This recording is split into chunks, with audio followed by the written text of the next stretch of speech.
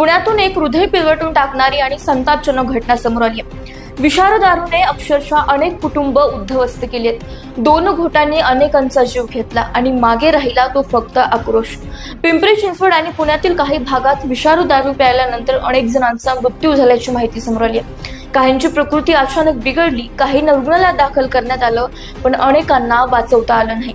या घटनेनंतर परिसरात शोककळा पसरली। कुठे पत्नीचा आक्रोश, कुठे आईचा हंबरडा, तर कुठे वडिलांच्या जाण्याने मुलांच्या डोळ्यात भीती आणि अश्रू।